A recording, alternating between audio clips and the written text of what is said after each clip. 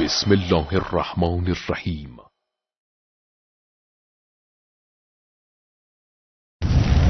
برنامه شیطان.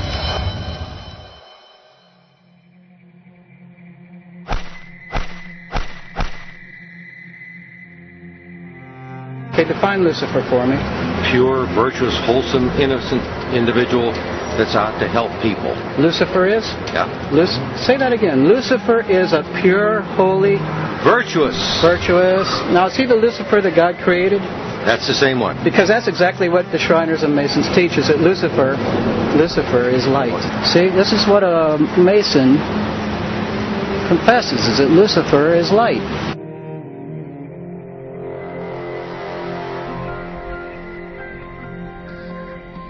فراماسونری به صورت رسمی در اوایل قرن 18 میلادی در انگلستان بروز کرد، اما ریشه آن به جنگ‌های صلیبی در قرن 12 باز می‌گردد.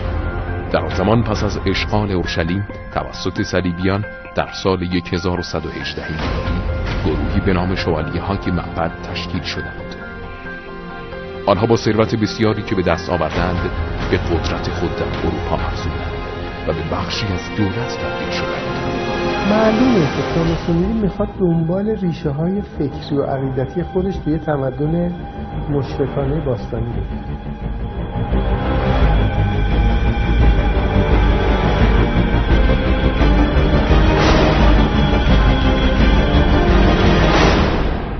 فعالیت‌های فراماسونری در واقع یه نوع شیطان پرستی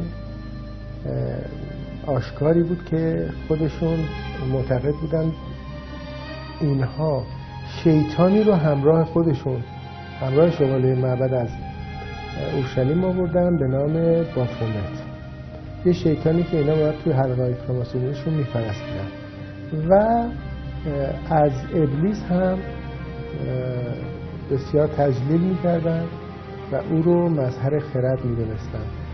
این فعالیت باعث شد که در بین اندیشمندان اروپایی یه نهضت فکری به راه بیفته به نام روشنفکران، افرادی که خودشون فکر میکردن که صاحب اندیشه جدیدی هستن، فکر جدیدی برای این دارن که دنیا رو به دست ابلیس بدهند.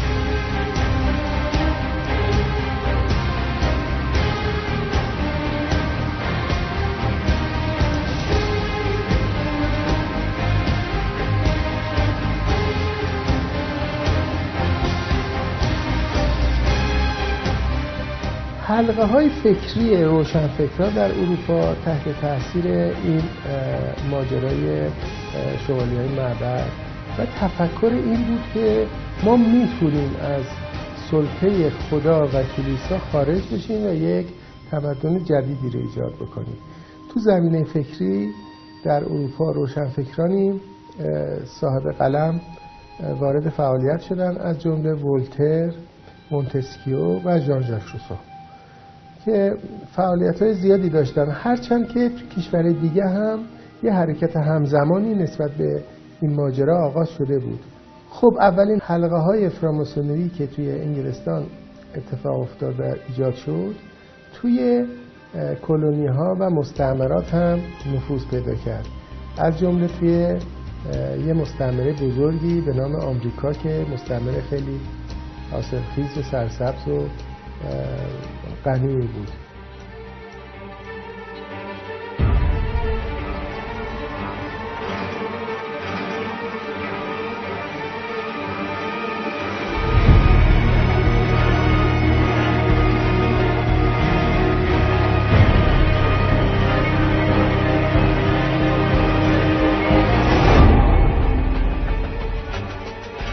آغاز صهیونیسم از عهدنامه بالفور نیست.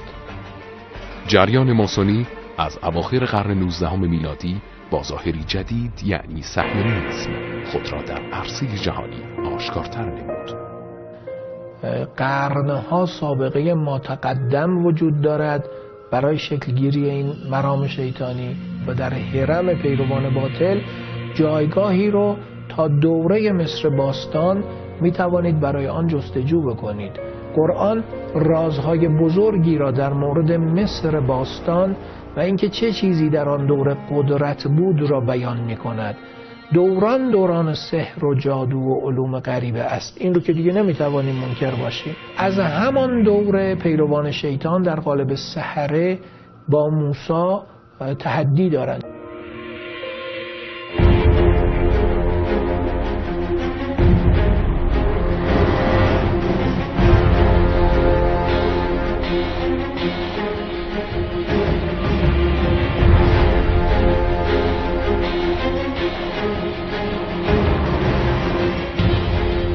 يعبر عنها القرآن الكريم بحزب الشيطان. این مولود جریان شیطان با حیله اعتقاد بازگشت به سرزمین موعود در قرن 19 میلادی رسما جنبش خود را آشکار نمود. حقیقت این است که وقتی حجم تحولات قرن 19 را از آغاز این قرن و عملیاتی که ناپلئون آغاز میکنه در اروپا تا پایانش و واپسین اتفاقات قرن 19 مرور میکنیم، احساس میکنیم با یه قرن خیلی ویژه مواجهیم که یکی از اون اتفاقات ویژه در واقع اعلام رسمی در واقع اولین نشست یهودیان عالمه. منتها اینها یهودیان صهیونیستن و بیشتر اهداف سیاسی و شیطانی خود رو در عالم دنبال میکنن.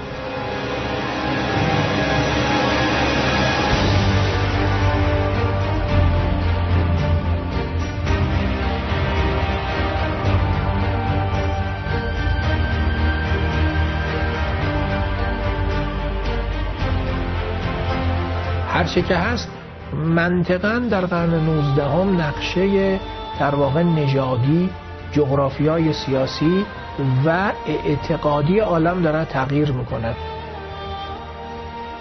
قرن 19 قرنی مرموز و فصلی نوین برای جریان ظلم و جور در عالم است.